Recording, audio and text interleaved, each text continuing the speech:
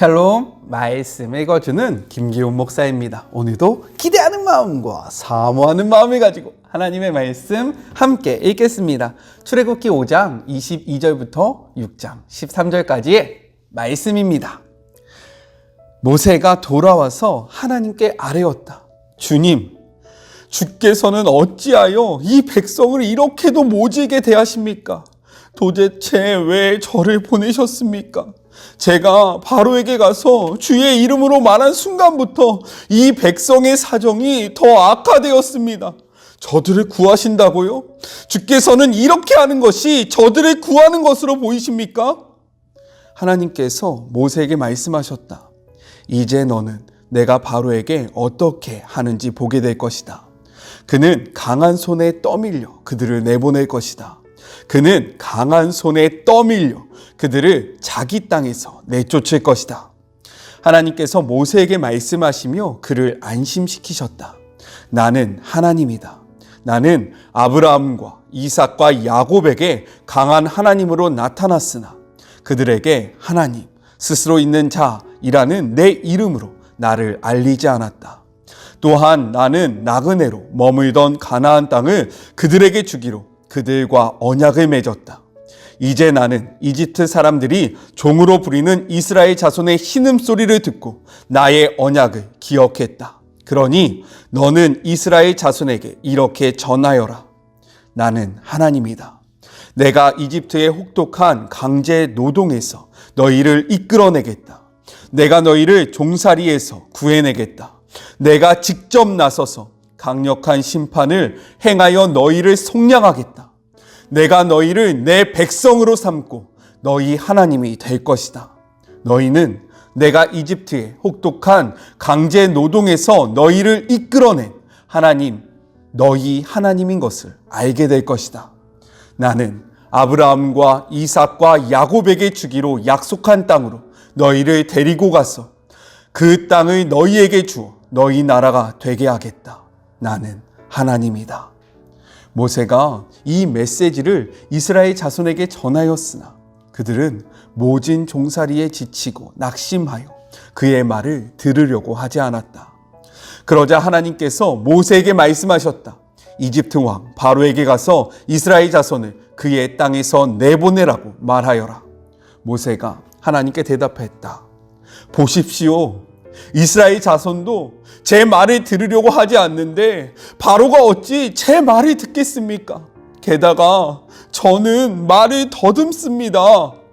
그러나 하나님께서는 모세와 아론에게 이스라엘 자손과 이집트 왕 바로에 대해 다시 설명해 주시면서 이스라엘 자손을 이집트 땅에서 인도하여 내라고 거듭 명령하셨다. 이것은 하나님의 말씀입니다. 오늘 말씀은요, 내용상 세 부분으로 나눠서 생각해 볼 수 있습니다. 먼저 첫 번째 5장 22절부터 23절 하나님께 탄원하는 모세입니다. 아론과 모세가요, 모세와 아론이요, 하나님의 말씀을 듣고 그 말씀을 행동으로 옮긴 결과가 무엇입니까? 이스라엘 백성의 해방이었어요? 아니었다라는 거예요. 그들이요, 순종하기 어려운 그 말씀을 듣고 그 말씀을 전했을 때 왔던 결과가 무엇이었냐면 이스라엘이 더욱더 심한 학대를 받는 것이었습니다. 선을 행했는데요, 하나님의 뜻대로 나아갔는데요, 그 결과가 이스라엘 백성의 고통이었다라는 거예요.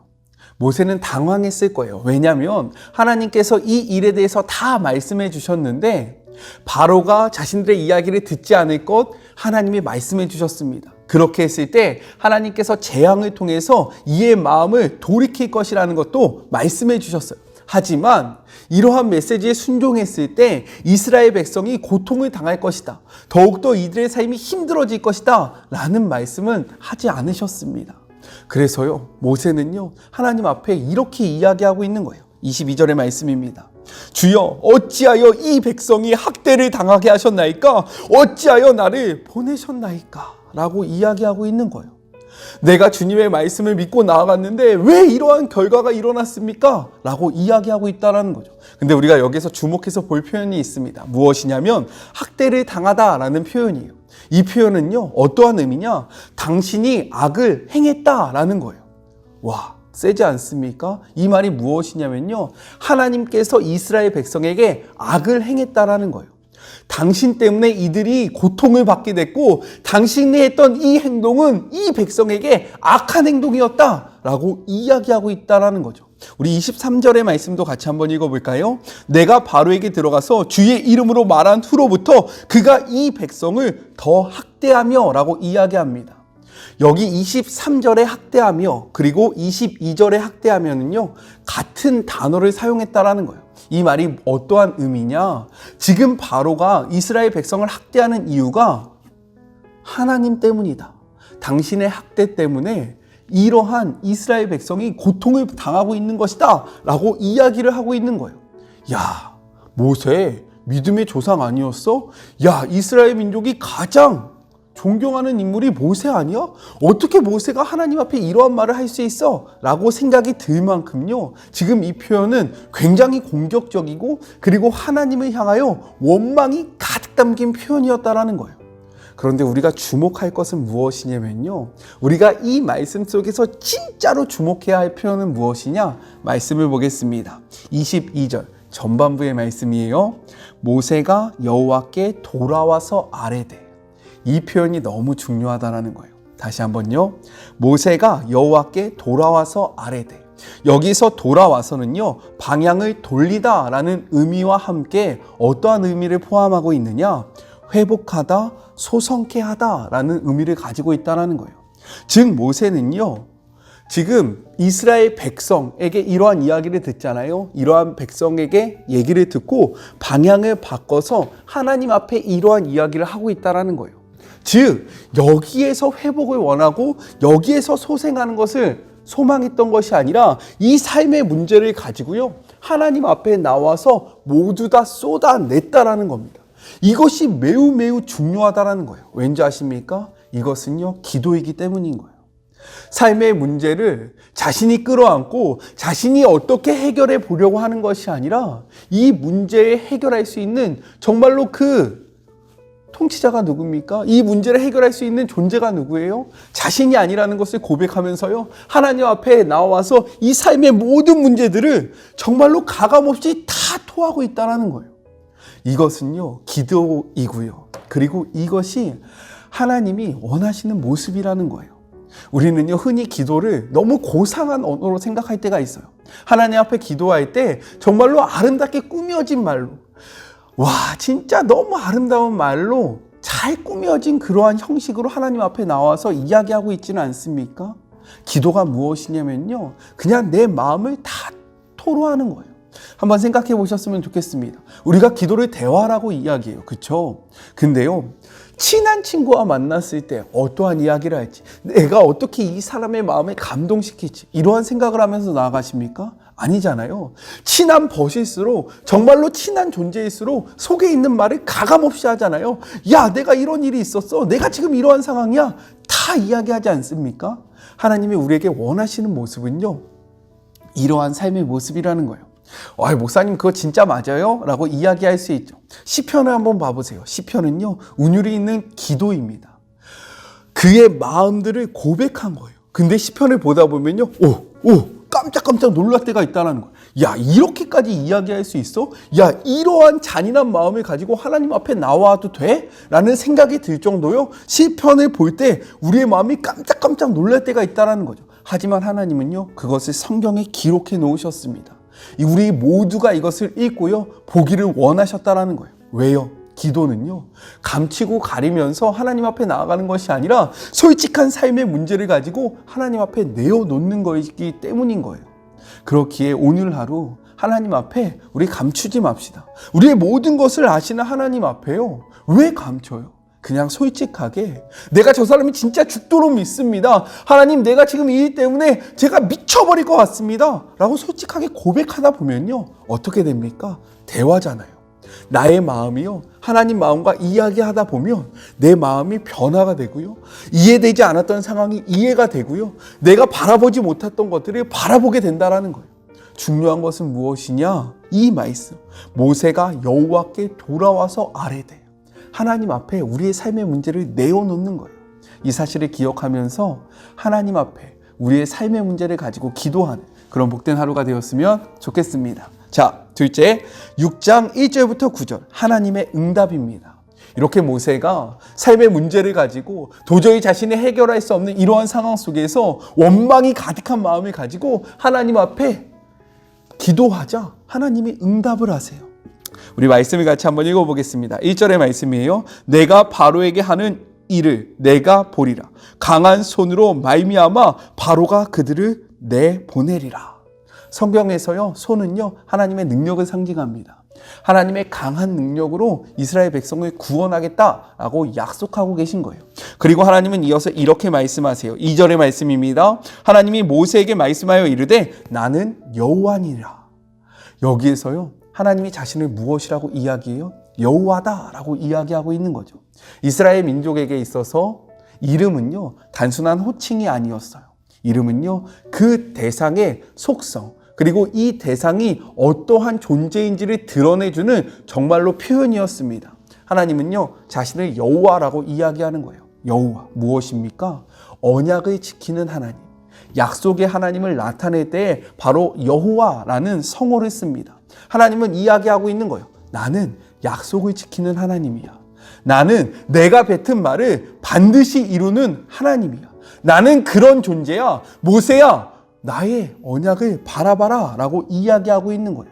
왜 하나님이 지금 이스라엘 백성을 인도하려고 하는지 아십니까? 우리 말씀을 같이 한번 찾아보죠. 창세기 15장 13절의 말씀이에요.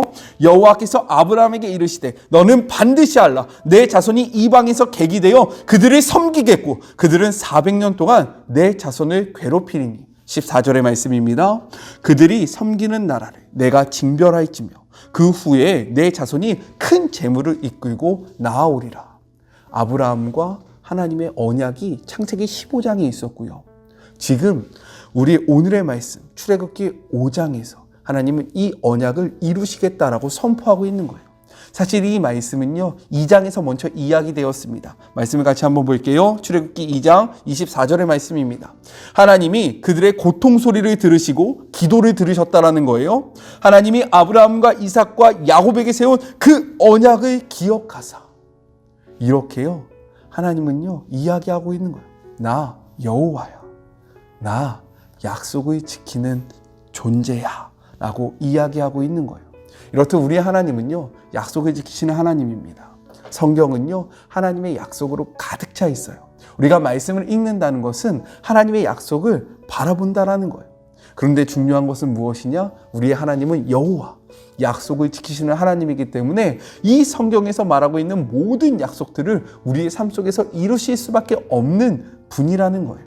그 약속을 붙잡고 하나님 앞에 기도하는, 하나님을 바라보시는 복된 하루가 되었으면 좋겠습니다. 그런데 3절의 말씀이요 잘 이해가 되지 않을 수 있어요. 이게 어떠한 의미인지 잠깐 이야기하겠습니다. 3절 후반부에는요 이렇게 기록되어 있어요. 나의 이름을 여호와로는 그들에게 알리지 아니하였고. 제가 이야기했잖아요. 근데 창세기에 보면요 이들이 제단을 쌓고 그제서야 여호와의 이름을 불렀다라고 하는 그러한 기록이 있어요. 그렇다면 이거 성경이 앞뒤가 맞지 않는 거 아닙니까? 라고 이야기할 수 있어요. 하지만 그들이 불렀던 여호와와 지금 성경이 이야기하고 있는, 지금 우리 6장 3절에서 이야기하고 있는 이 여호와는요 다른 거라는 거예요. 왜요? 지금 이 출애굽기 6장 3절에서 말하고 있는 여호와는요 그 여호와가 지니고 있는 의미의 뜻을 이 창세기에서는 가르쳐주지 않았다라고 얘기하고 있는 거예요. 이 존재가 어떠한지, 이 존재의 속성에 대해서 알려주지 않았음을 나타내주고 있는 표현입니다. 그래서 메시지 성경은요 무엇이라고 이야기합니까? 이렇게 이야기하고 있는 거예요. 그들에게 하나님 스스로 있는 자이라는 내 이름으로 나를 알리지 않았다. 자신의 속성, 자신이 어떠한 존재인지에 대해서 분명하게 나타내지 아니하였음을 뜻하고 있는 것이다 라고 이해하면 좋을 것 같습니다. 어떻게 좀 이해가 되셨습니까? 자, 마지막 세 번째입니다. 10절부터 13절 다시 바로에게 보내는 하나님입니다. 하나님께서는요 모세에게 다시금 바로를 찾아갈 것을 명령하세요. 먼저는요 이스라엘 백성에게 가서 이것을 전하라고 이야기하잖아요. 모세가요 그 말씀을 붙잡고 이스라엘 백성에게 가서 전했는데 어떻게 합니까? 이들이요 모세의 말을 듣기를 즐겨하지 않았다라고 이야기해요. 왜요? 처음에 모세가 하나님의 일하심을 이야기했을 때 이스라엘 백성들은요, 하나님을 경배했습니다. 야, 우리 하나님이 우리의 언약을 들으셨어. 우리의 기도를 들으셨어. 우리가 그냥 공허하게 부르짖었던 것이 아니라 하나님께서 다 듣고 계셨어. 이러한 기쁨으로요, 하나님 앞에 경배를 드렸어요. 근데 모세야, 아론이 바로한테 갔다 왔더니 어떠한 일이 벌어졌습니까? 이들의 삶이 더욱더 어려워지고 힘들어졌다라는 거예요. 근데 모세가 나에게 와서 또다시 이야기하는 거죠. 야, 하나님이 너희를 구원해 주실 거야. 그러니까 이들이, 야, 웃기는 소리 하지 마. 너 나를 위해서 아무것도 하지 마. 그냥 가만히 있어. 너 때문에 내 삶이 더 힘들어져. 라면서 그를 거부했다라는 거예요. 모세는요, 거부의 상처가 있었던 존재입니다. 이스라엘 백성에게 자꾸만 거절의 상처를 당하니까요, 이가 소극적으로 변하는 거예요. 그러니까 이번에 바로에게 나아가라는 그 하나님의 말씀 앞에요, 나는 입이 둔한 자입니다 라고 이야기하면서 가지 않겠다라는 것을 보여주고 있는 거죠. 그런데요, 하나님이 이번에는요, 모세에게 어떻게 이야기하십니까? 우리 말씀을 같이 한번 볼까요? 13절의 말씀이에요. 여호와께서 모세와 아론에게 말씀하사 그들로 이스라엘 자손과 애굽 왕 바로에게 명령을 전하고 이스라엘 자손을 애굽 땅에서 인도하여 내게 하시리라 라고 이야기합니다. 전에는요, 모세가 못하겠습니다 라고 이야기하면요, 어르고 달래셨어요. 근데 이번에는요, 1절 언급을 안 하시고요, 이가 해야 하는 일에 대해서만 선포하고 있다는 거예요. 이것은 어떠한 의미일까? 모세는요, 제가 아까 전에도 이야기했지만 이스라엘 백성들이 가장 존경하는 인물입니다. 왜요? 그는 이집트의 왕자였어요. 하지만 하나님을 바라보면 이것들을 다 내려놓고요, 이스라엘 백성의 지도자가 되어 출애굽시켰던 그러한 정말로 위대한 지도자였기 때문에 모세를 존경하고요, 모세를 가장 으뜸이다 라고 생각을 하는 거예요. 하지만요, 이 말씀을 통해서 하나님이 보여주고 계신 거예요. 이 출애굽의 사건을 인도한 것이 누구인지. 너희가 모세를 대단하다라고 이야기하고 모세가 이스라엘 백성을 인도한 것처럼 생각하지만 아니야. 진짜로 너희 민족을 이끌어낸 것은 나야 라고 말씀하고 계신 거예요. 이렇듯요, 우리는 가끔 어떤 사람이 혹은 내가 하나님의 일을 한다라고 생각해야 할 때가 있다라는 거죠. 나 때문에 하나님의 나라가 확장되고 내가 무엇인가 대단한 존재처럼 생각할 때가 있다라는 거예요. 근데 하나님은요, 말씀하고 계시는 거예요. 너는 나에게 사용받는 도구일 뿐이고 이 일을 하는 건 내가 하는 거야. 너가 하는 것이 아니라 내가 하는 거야 라고 말씀하고 계신다라는 거예요. 그렇기 때문에 우리에게 필요한 모습은 무엇이냐? 하나님이 말씀을 통해서 혹은 어떠한 것들을 통해서 우리를 사용하시고자 할 때에 못하겠습니다, 안 하겠습니다, 저는 안 돼요 라고 이야기할 필요가 없다는 거죠. 왜? 내가 하는 것이 아니라 내 안에서 역사하시는 하나님이 하시기 때문에요, 우리는 그냥 네, 아멘, 제가 여기 있습니다, 나를 사용해 주십시오 라고 응답만 하면요, 나머지 일들은 하나님께서 다 하신다라는 거예요. 그렇기에 오늘 하루 하나님의 콜링 앞에, 하나님의 부르심 앞에 거절하지 마시고요, 거부하지 마시고요, 아니라고 이야기하지 마시고요, 아멘, 주님 제가 여기 있습니다, 저를 사용하여 주십시오. 제가 하는 것이 아니라요, 주님께서 하시는 거고 저는요 그냥 축복의 통로일 뿐입니다. 주님, 저를 주님의 뜻대로 사용해 주십시오 라고 고백하는 그런 복된 하루가 되었으면 좋겠습니다. 우리 같이 기도할까요? 하나님, 감사합니다. 오늘 하루를 지켜주시고 또한 말씀을 통해 하나님의 뜻을 알아갈 수 있는 은혜를 허락하여 주심에 감사합니다. 하나님, 이 말씀이 우리의 심령에 자리 잡게 하여 주시고요, 이 말씀이 뿌리가 내렸으면 우리의 삶 속에서 몸부림치면서 살아가는 하루하루가 되게 하여 주시옵소서. 말씀을 묵상하고 그치는 것이 아니라 우리가 살아가고 있는 그 삶의 현장에서 이 말씀을 살아내려고 노력하는 주의 모든 자녀들이 되었으면 정말로 좋겠습니다. 그렇기에 그러나 우리는 할 수 없사오나 그렇기에 보혜사 성령님을 우리에게 보내주셔서 하나님의 말씀을 살아가는, 그래서 이 땅에서 빛과 소금의 역할을 바르게 감당할 수 있는 그런 복된 하루가 되게 하여 주시옵소서. 함께 하시 주님을 기대하며 주님을 바라보며 지금도 우리와 동행하여 주시고 우리에게 힘주시는 거룩하신 예수님의 이름으로 기도드립니다. 아멘. 삶의 문제를 가지고 하나님 앞에 부르짖는 그런 복된 하루가 되었으면 좋겠고, 우리가 하는 것이 아니기 때문에 자유함을 얻는 하루가 되셨으면 좋겠어요. 순종함이 우리에게 필요합니다. 순종함으로 나아갈 때 하나님께서 일하실 거예요.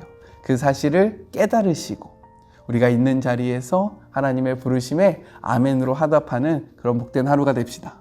저는요, 또 내일 만나도록 할게요. 사랑하고 주님의 이름으로 축복하면서 오늘 하루도 힘내세요. 우리 내일 만나요. 안녕. 오늘도 수고하셨습니다.